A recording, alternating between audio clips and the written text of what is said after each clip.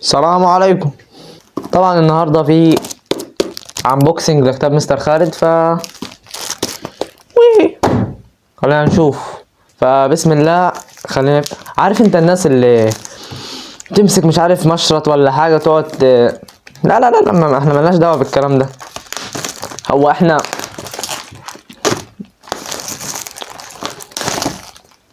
مش عاوز يفتح كده. انا مستحيل امسك مشرط ولا لا لا لا، ماليش في الكلام ده. انا بفتح بايدي.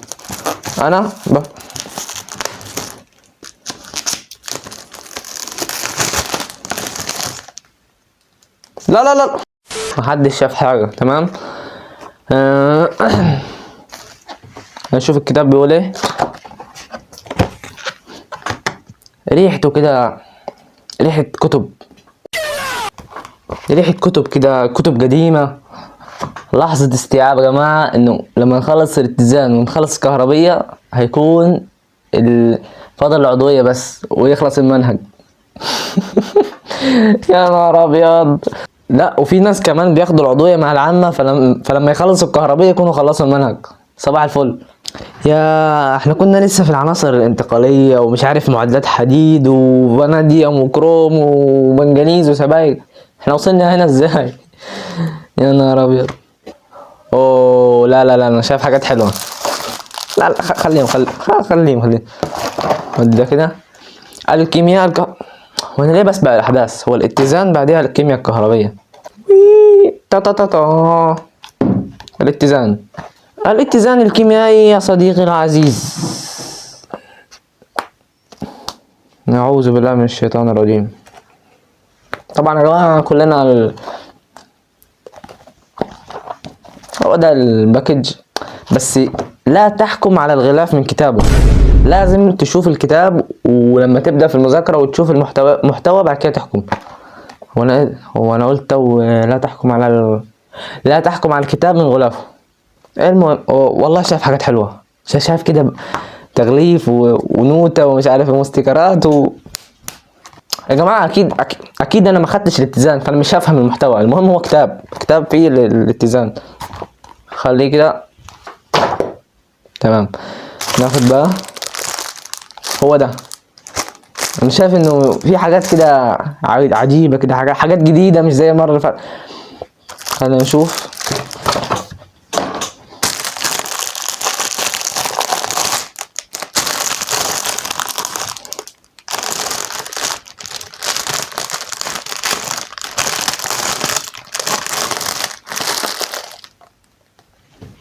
المهم ايه ده؟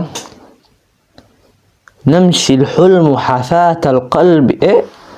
نمشي الحلم حفاة القلب، حفاة القلب وكل الدروب شظايا. يا تقول لي ايه المعنى؟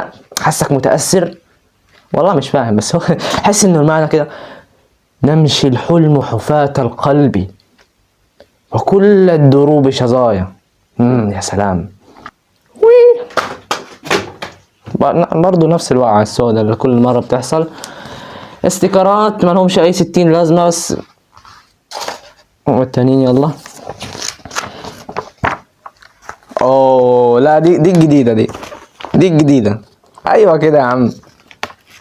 ايه ده مستر خالد؟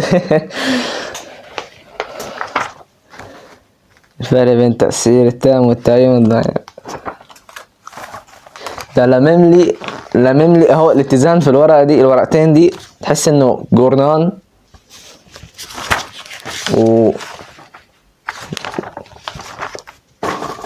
والكهربية هنا. عارف انت الناس القديمة، الناس اللي بقعد كده فاهم، بيمسك كوباية الشاي وبيقرا جورنان. الناس دي يعني انقرض الموضوع ده كده. يقعد يقرا طول اليوم. يكون قاعد كده ايه على البراندة كده ولا على حتة كده فيها هوا كده برا البيت. انت بالظبط خلصت الباب، كوباية الشاي كده. هي هي الكيمياء بتقول ايه؟ بس يا باشا اهم حاجة كوباية الشاي كده وتقعد تقرا جورنال. ده بقى ورشة الاتزان والكيمياء الكهربية. هو في الباكج الترم لا لا باكج اللي هو الاول اللي هو بتاع الباب الاول والتاني ما كانش فيه الورشه بتاعت انتوا فاهمين يا جماعه؟ يعني الورشه دي الاتزان والكهربيه مع بعض، اما هناك كل واحد منفصل بقى. انت فهمتوا خلاص؟ بس ورشه اهو، ورشه مش حاجه جديده يعني، ورشه بتكون حل كتير وملخص تقريبا. ملخص، شوف في ملخص شرح. لا لا، بس في ملاحظ حاجه، الكواليتي بتاع الورق صار احسن. يعني كواليتي كتاب مستر خالد ما كانش احسن كواليتي بتاع الباب الاول والتاني، بس انا شايف هنا تطور في بصراحه انا شايف، مش عارف انتوا شايفينه ولا لا، بس انا شايف فيه اسمه ايه ده، تطور.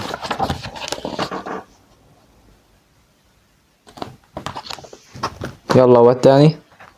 وي، هو في ايه تاني كمان؟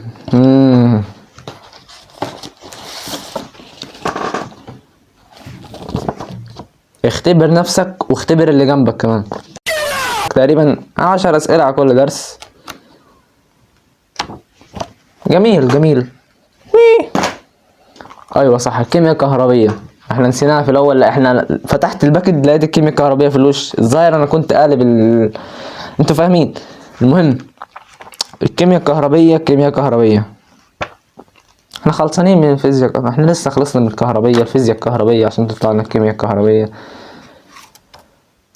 بس لا لا لا، بجد بجد الكواليتي رايق. لا بصراحة يعني احيي مستر خالد انه طور في الكواليتي، لانه بصراحة كان الكواليتي مش حلو بتاع الباب الاول والتاني. بس اهو في عندك هنا كيمياء كهربية وكهربية، يعني كهربية فانت فاهم. بس مفيش جديد، كتاب شرح وحل والدنيا زي الفل. وي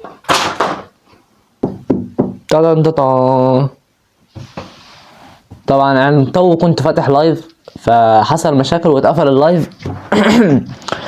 فالموضوع انه وانا بقول ايه، المهم في ناس كانوا سامعين اللايف. لو انت بتسمع اللايف فصل علشان بس موضوع انه النت حصل له مشكلة، فاهم؟ فان شاء الله افتح لايف بعدين.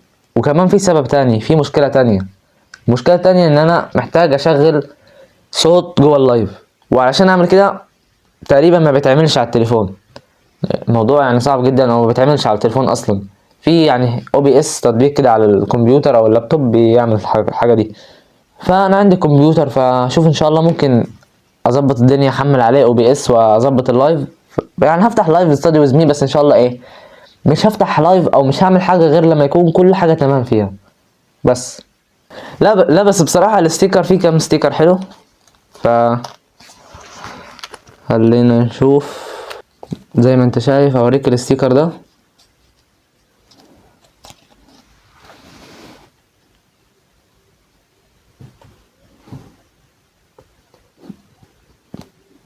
همسكك السلك يا عريان. هو الظاهر دي حاجة ليها علاقة بالكهربية، سلك وكهرباء ومش عارف ايه والكلام ده.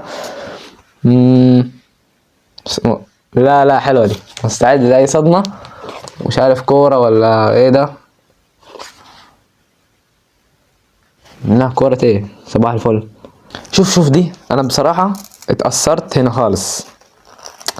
لا لا لا لا لا يا عمي، عادة ماله مش عايز يتفتح.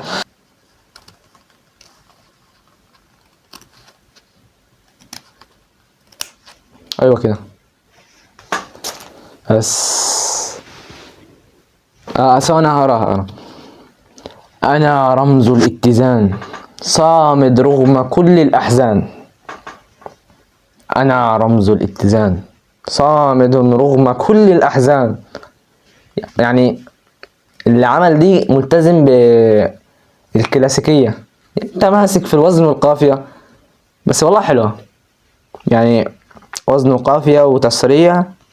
وايه تاني، هحاول اطلع الوان بيانية. اصبر. ايوه لقيت استعارة مكنية تقريبا استعارة مكنية. انا رمز الاتزان. هو ينفع انا اكون رمز الاتزان؟ مين ينفع يكون رمز الاتزان؟ هو في حاجة ينفع تكون رمز اتزان؟ مش لازم انسان يا جماعة، انتوا مش اي حاجة تشبهها انسان وخلاص، لا. هو حاجة رمز الاتزان، هي ايه معرفش. المهم نقعد نمسك الستيكر ونطلع البلاغة اللي فيه يا عم. خلاص كفاية.